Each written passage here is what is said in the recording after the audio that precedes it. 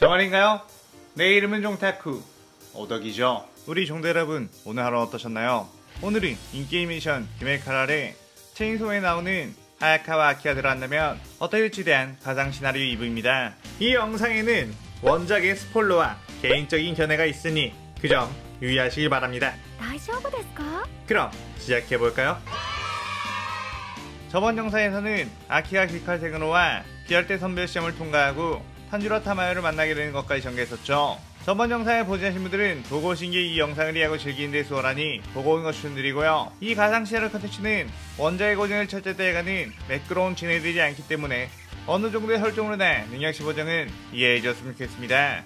그럼 오늘의 가상 시나리오 시작하겠습니다. 아키는 타마요가 자신의 수명이 얼마 남지 않았다는 걸 말하자 신경 쓰지 말라고 내 복수를 할 수 있다면 죽는 것쯤은 문제가 되지 않는다고 했죠. 그의 타마요는 죽는 것이 두렵지 않다면 어떤 방식으로든 살아 복수를 완성하는 것도 나쁘지 않을 것 같다고 했습니다. 아키는 타마요의 눈빛에서 마치 거울 속 자신의 눈빛과 비슷한 오랫동안 복수를 꿈꿔 눈빛이 싸늘해져버린 그런 느낌을 받았기에 타마요에게 당신의 이야기를 들어보고 싶다고 했죠. 타마요는 아키에게 자신은 원래 의사였지만 죽을 병에 걸리게 되었고 사랑하는 가족들을 남겨두고 떠난 것을 두려워했는데 그때 무장이 나타나 교묘하게 그 심리를 이용해 자신의 혈기로 만들었고 자신의 혈기가 되자 이성을 잃고 가족들을 해치고 말았다고 했습니다. 그런데 나중에 알고 보니 혈기가 막 되어 이성을 잃고 주변에 있는 누군가를 공격하는 건 그저 무장이 재미로 탑재해 놓은 특징. 무장은 내가 가족들을 죽이는 걸 보고 싶어서 억지로 나를 혈기로 만들었다고 했죠.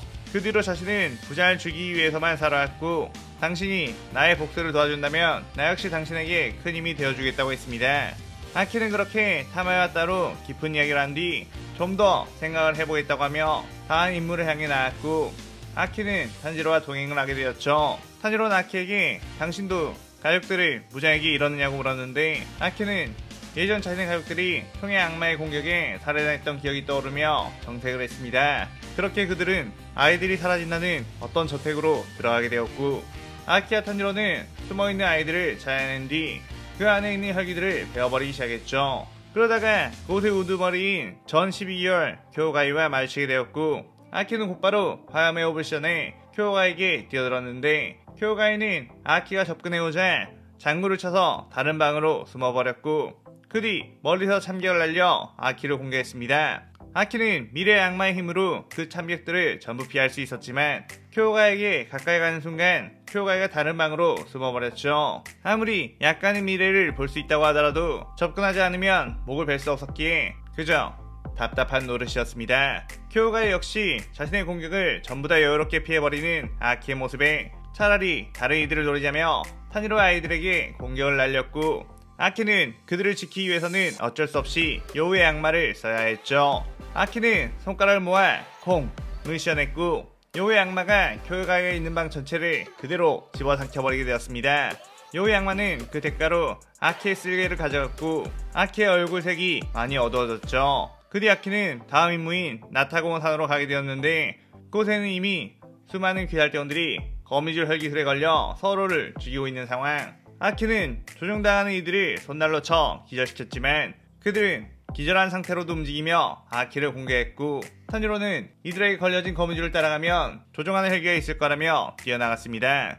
아키는 그대로 귀살대원들의 공격을 피하며 탄지로가 그 헬기를 대체하길 기다렸는데 그 순간 거대한 몸집을 가진 아빠 거미 헬기가 귀살대원들을 모두 날려버리며 뛰어왔고 그대로 아키에게 거대한 주먹을 날렸죠. 하지만 아키는 그 공격의 방향을 알았기에 여유롭게 피했고 아빠 거미 헬기는 다시 여러 번의 연타를 날렸는데 그것조차 전부 다 피해버렸습니다. 아빠 거미 헬기는 이 자식 왜 이렇게 움직임이 좋은 거냐며 당황하자 아키는 그대로 화염의 오브션을 한 뒤 아빠 거미 헬기의 목을 베어버렸죠. 아키는 이 혈기와의 싸움에서는 여우를 불러내지 않아도 되었기에 내심 다행이라고 생각하고 있었는데 마침 탄지로도 귀살대원들을 조종하던 혈기들을 대체했나 귀살대원들의 조종이 전부 풀리게 되었습니다.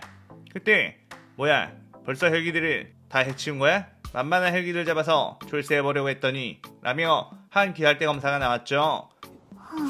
아키는 그를 보고 다들 진지한 마음으로 귀살대 검사 생활하는데 그딴 마음가짐으로 할 거면 그만둬라 라고 인상을 찌푸렸습니다. 그의 그 귀살대원은 뭐 열심히 해봤자 죽을 확률만 높아질 뿐 적당히 몸을 사리는 게 제일이라고 했죠. 그런데 그 순간 아키는 뒤를 돌아 칼을 수직으로 내리쳤고 그 옆으로 거미줄이 바닥에 떨어졌습니다. 아키는 옆을 보니 아까 그 기살대 검사는 그 공격을 피하지 못해 몸이 조각조각 큐브 스테이크 조각이 되어버렸죠.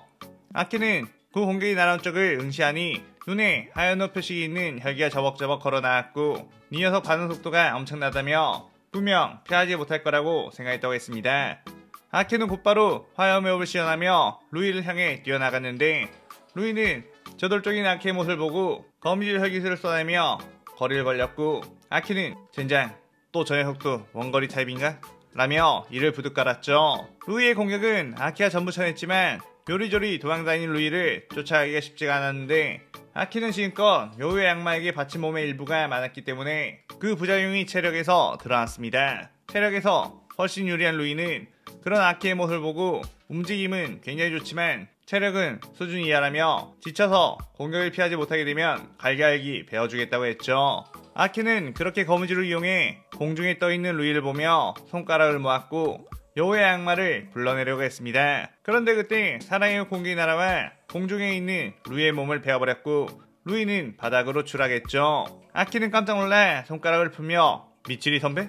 라고 했습니다. 미츠리는 늦지 않았네요. 이곳에 12개월급의 혈기가 있다고 해서 주인 제가 지원을 왔어요. 라고 했죠. 루이는 미츠리에게 베인 상처를 회복하며 건방진 집 죽어라 라고 하며 거미줄을 쏟아냈고 미츠리는 고양이처럼 유연한 몸놀림으로 그 거미줄들을 피한 뒤 부드럽게 영검을 휘둘렀고 부드러운 참격이 루이에게 닿자 그대로 몸의 절반이 날아가 버리는 파괴력을 보였습니다. 아키는 그런 미츠를 보며 뭔가 말하는 거나 행동하는 거 보면 굉장히 허술해 보이지만 실력만큼은 확실하다며 괜히 주화된 게 아닌 것 같다고 칭찬했고 미츠리는 칭찬을 듣자 몸을 베베꼬며 쑥스러워했죠. 그런데 그때 소멸하지 않는 루이가 마지막 힘을 짜내 미츠리를 공격했고 아키는 그 공격을 예지해 빠르게 뛰어가 그 거미줄과 함께 루이의 목을 베어버렸습니다. 아키는 루이의 피를 유리병에 담아 타마의 고양이에게 보냈고 미츠리는 고맙다며 벚꽃떡이나 한 사발 먹으러 가자고 졸랐기에 아키는 어쩔 수 없이 그녀를 따라갔죠. 그 뒤 아키는